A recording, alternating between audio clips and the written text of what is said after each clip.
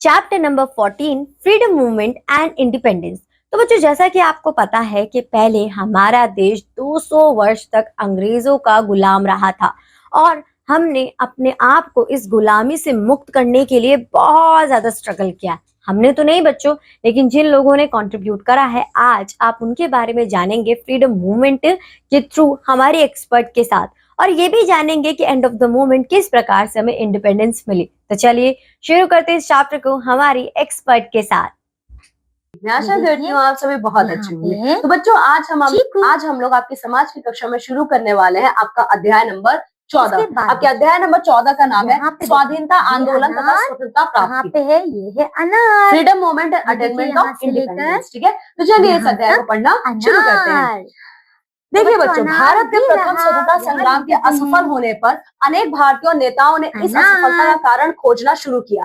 पता लगा कि भारतीयों में एकता की कमी है। धीरे धीरे भारतीयों में संगठन बनाने की भावना का विकास हुआ और संपूर्ण राष्ट्र एक साथ समाज में व्याप्त बुराइयों तथा अंग्रेजों के विरुद्ध खड़ा हुआ। इसी आंदोलन को भारतीय राष्ट्रीय आंदोलन के नाम से जाना जाता है। भारतीय राष्ट्रीय आंदोलन में निम्नलिखित मुख्य बातें थी। देखिए बच्चों, जब हमारा 1857 का रिवोल्ट असफल हो जाता है तो भारत के लोग क्या करते हैं, इस रिवोल्ट के, इस आंदोलन के असफल होने के पीछे की कड़ियों को खोजने लगते हैं। ठीक है, तो उन्हें ये पता चलता है कि सबसे प्रमुख और इकलौता कारण यही था कि हम भारतीयों में एकता ही नहीं थी। ठीक है, तो बाद में बच्चों धीरे धीरे क्या होता है, हम भारतीय एक होते हैं और साथ ही साथ हम लोग कई सारे आंदोलन शुरू करते हैं। तो उन्हीं आंदोलन का संयुक्त रूप कहलाता है भारतीय राष्ट्रीय आंदोलन। हमारे भारतीय राष्ट्रीय आंदोलन के बच्चों कुछ मुख्य बातें थी। तो सबसे पहले बच्चों क्या था बात, समाज सुधारकों का आंदोलन। ठीक है, तो समाज सुधारकों का आंदोलन क्या था बच्चों, देख लीजिए आप। देखिए, भारतीयों की जो दीनहीन दशा थी, ठीक है, हम भारतीयों की जो दीनहीन दशा थी बच्चों, इसको देखिए बहुत सारे भारतीय विद्वान जो थे उन्होंने सामाजिक और धार्मिक बुराइयों को जड़ से उखाड़ फेंकने का संकल्प लिया और साथ ही साथ उन्होंने ये भी संकल्प लिया कि वो शिक्षा के क्षेत्र में विकास कार्य करेंगे। ठीक है, और क्या है, और बच्चों ऐसे लोगों को समाज सुधारक कहा जाता है जिन्होंने समाज में व्याप्त बुराइयों को खत्म करने का निर्णय लिया। ठीक है, उनमें से बच्चों मुख्य तौर पे सर सैयद अहमद खान, राजा राम मोहन रॉय, ईश्वर चंद्र विद्यासागर मुख्य थे। ठीक है, इन्होंने बच्चों क्या किया था, समाज में व्याप्त बहुत सारी बुराइयां जैसे सती प्रथा, अशिक्षा, विधवा विवाह निषेध इत्यादि बुराइयों को दूर करने का भरसक प्रयत्न किया था। ठीक है, तो बच्चों क्या हुआ था, अंग्रेजी अधिकारी जो थे क्या करते थे, अंग्रेजों से प्राप्त सहायता से क्या करते थे, इन समाज सुधारकों पर दबाव डालते हैं कि आप ऐसा मत कीजिए। ठीक है, समाज की कुरीतियां बच्चों जैसे जैसे दूर होती चली गई, वैसे वैसे हमारी जो भारतीय सभ्यता संस्कृति है उसमें अच्छाइयां व्याप्त होती चली गई। ठीक है, लोगों को जगाने के लिए, लोगों को जागृत करने के लिए बच्चों बहुत से शिक्षावादियों ने बहुत सारी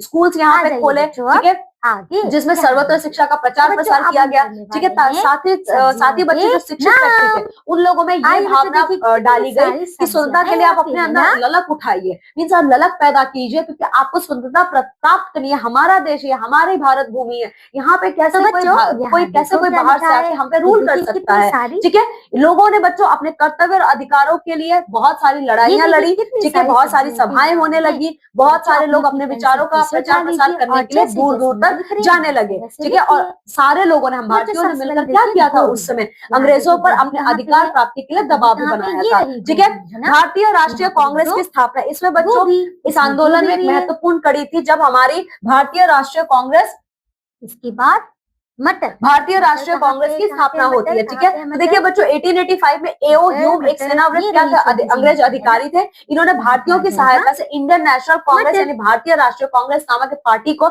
बनाया था। बच्चों इस पार्टी का जो पहला सत्र था ना, यानी अधिवेशन था, वो आपके मुंबई में हुआ था। इसके अध्यक्ष थे श्री WC बैनर्जी, मतलब व्योम चंद्र बैनर्जी इसके पहले प्रेसिडेंट थे। ठीक है बच्चों, इस सत्र में आपके 72 प्रतिनिधियों ने भाग लिया था। ठीक है, शीघ्र ही ये जो कांग्रेस पार्टी थी पूरे देश में फैल गई। ठीक है, और हमारा जो पूरा देश है वो एक तरीके से आप कह सकते हो एक हो गया। अब नरम दल और गरम दल कौन थे इसमें? ठीक है, तो नरम दल और गरम दल ये थे है ना, कि कुछ नेता ऐसे थे जो अंग्रेजों के समक्ष बहुत ही नरमी से पेश आते थे। वो अंग्रेजों से प्रार्थना करते थे कि आप हमारे देश को छोड़ दीजिए, या फिर आप जो भी आप डिसीजन लेते हैं हम भारतीयों को भी इसमें सम्मिलित कीजिए। तो बच्चों ऐसे लोग आपके कहलाते थे नरम दल के नेता। ठीक है, बहुत नरमी से पेश आते थे। तो ये नेता कौन कौन थे? ये थे गोपाल कृष्ण गोखले, सुरेंद्र नाथ चटर्जी, दादा भाई नौरोजी, बदरुद्दीन सैयद। ठीक है, और वहीं पे बच्चों इसके उल्टे कुछ ऐसे दल के लोग थे जो अंग्रेजों को दुष्ट समझते थे।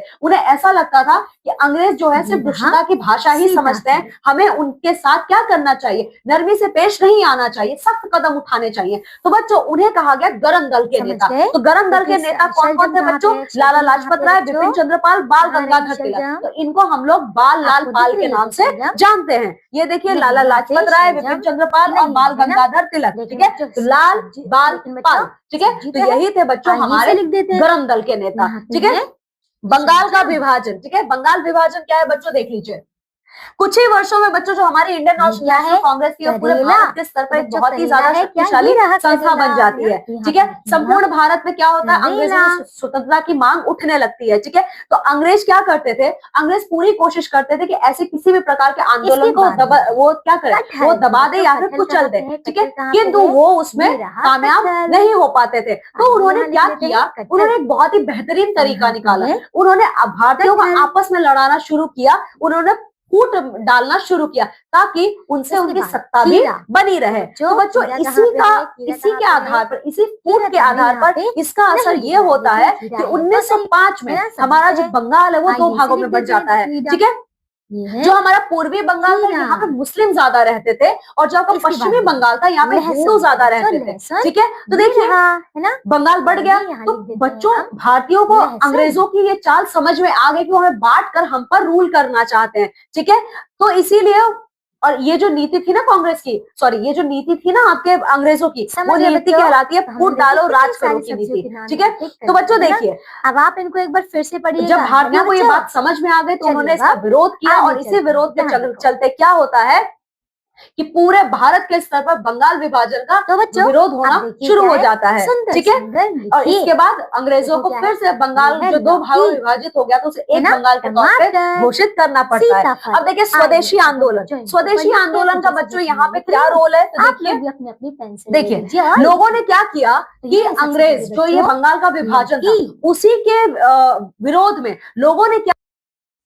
तो देखा बच्चों आपने, अगर हम बात करें झांसी की रानी की, मंगल पांडे की, भगत सिंह की, हर एक व्यक्ति ने अपना अपना कंट्रीब्यूशन करा है फ्रीडम मूवमेंट में और आखिरकार गांधी जी के नेतृत्व में हमारा देश आजाद हुआ है। आशा करती हूँ बच्चों कि इसको पढ़ने के बाद आपको बहुत सारी इंफॉर्मेशन मिली होगी अपने देश के बारे में और अपने देश के अतीत के बारे में।